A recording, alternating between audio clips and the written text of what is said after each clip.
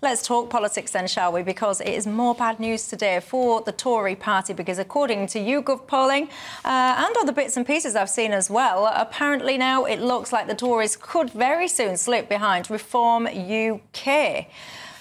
Look, let's just get straight into this debate, Matt Goodwin. Your thoughts on this?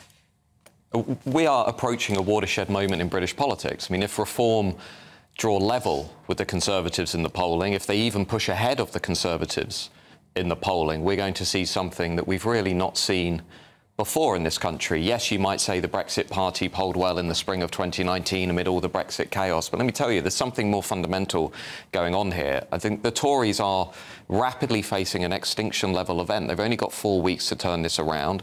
Nigel Farage is clearly enjoying a boost in the polling. He's taking about 35 to 40% of 2019 Conservatives. Rishi Sunak, most of the polling suggests, is having a bad campaign. So here's my question. What happens, Michelle, if Reform start pulling ahead of the Conservatives in the polls? I mean, what happens to all those MPs thinking about defecting? What happens to the donors who are thinking about giving Reform big money? What happens to all the voters out there in the country who say, hang on a minute, suddenly Reform looks like a credible alternative? Then actually, I think all bets are off. This election could get really exciting. Stella? I do think it could be a Canada 1993 situation. A lot of people have been talking about this. This is when the Canadian Conservative Party completely got eviscerated and the Liberals in Canada got a massive majority. There are some things that have changed from last year. We now know that there are a lot more young people, there are a lot more Zoomers who are more authoritative than they used to be. Tell people what a Zoomer is. A Zoomer. So I'm a millennial, I'm 29, and I'm a young millennial. Anyone younger than me who is an adult is a Zoomer. That's the generation of Zoomers. Right. So it's the younger generation, the new blood. And people always think that young people are left-wing.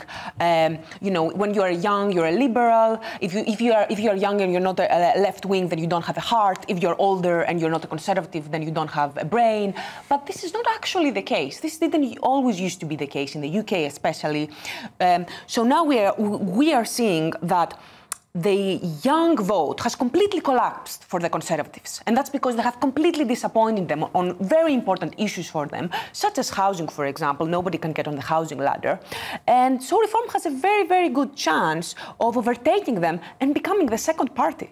Can I just briefly on that, because I completely agree. And speaking as what's classified as a geriatric millennial born in 1981, I think what's really interesting here is there's a kind of Tory elite class, people who are writing about Reform, who don't quite get Reform. So what they're saying is, well, you know, Nigel Farage is terrible, a vote for Reform is a vote for Labour. And what they're not reflecting on is what the Conservative Party has done to the country over the last 14 years, including those Gen Z Zoomers. Because I keep meeting young people in Westminster who are saying, hang on a minute, why would I vote Conservative? They gave us mass immigration on steroids. They made the housing crisis worse. They didn't really level up the country. They certainly didn't control the borders.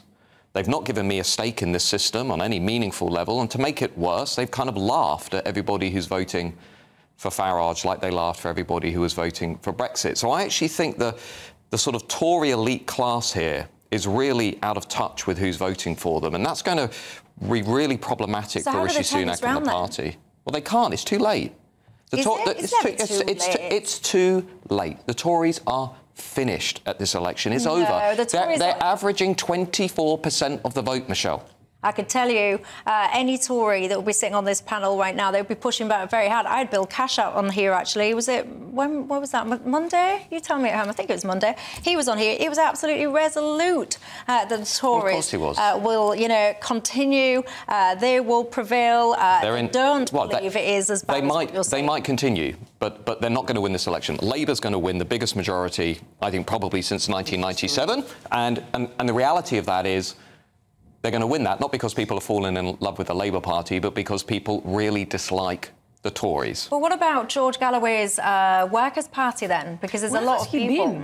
Well, there's a lot of people actually that would sit there and say that Labour's got a problem when it comes to the Israel-Gaza situation. People like George Galloway are very vocal about that. They would say that they are the party that truly, you know, represent the working class, especially for those people that are very concerned about the situation in Gaza. Where has George Galloway been in the last few days? I haven't seen him around. The thing is, George Galloway is a completely fringe politician. He has even less support than the Green Party. He's nowhere to be seen, and I do not think that he has a bigger base other than disgruntled minority voters who he panders to, and he tries to pretend that he's on their side. But look, just briefly on that, Galloway's not the only problem facing Labour. I agree he's a minor problem.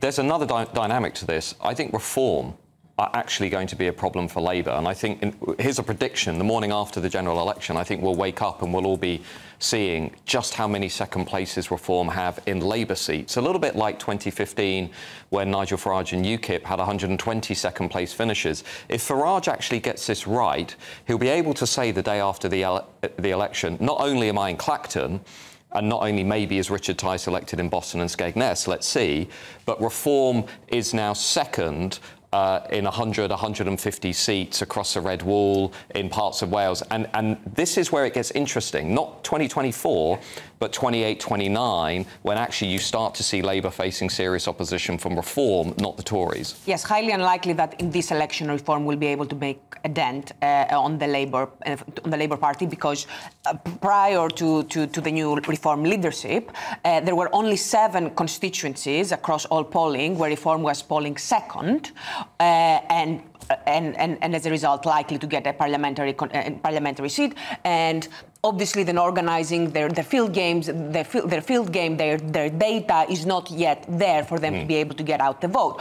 But when you look online, you can see that very clearly. Reform's game plan is not to have the best constituency organising in the same traditional way that the Labour Party does, for example. They are looking at social media. They are looking to make this a cultural issue, and they are looking to inspire people with all of these new types of social media, like TikTok videos that make it look cool. But the issue is that they are not going to tackle the actual problems, and that is my worry about the Labour Party, that we will be distracted by the one issue, single issue that the Reform Party has, which is immigration, and this is not the biggest issue for our problems in this country. So this is what I'm afraid. Is that not it's not a real issue? No, it is not immigration.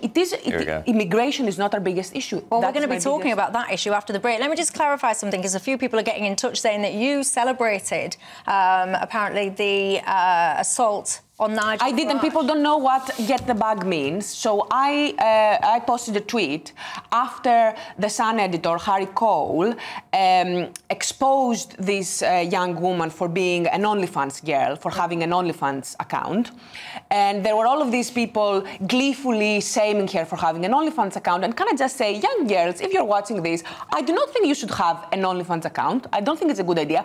I definitely do not condone you assaulting politicians, throwing milkshakes on people. Good. But get the bag means basically, girl, get the money, because you know what's going to have so many OnlyFans subscribers now that Harry Cole tweeted that. So that was it. It was a joke. Don't be so sensitive, right-wing people. It's okay if you want to make jokes about us left-wing women, when you have to take it the other way as well. What a life to aspire to as a young woman, selling pictures of your bits for a couple of quid. Ugh, it's not for me, I can tell you. Anyway, look, I do just have to tell you, read out a candidate list as well, because we have just been mentioning Clacton. Of course, you've got Jiravan Owosu Nepal from Labour, Giles Watling from Conservative, Matthew Bennislam from Lib Dems, Nigel Farage from Reform, Natasha Osben from the Green Party.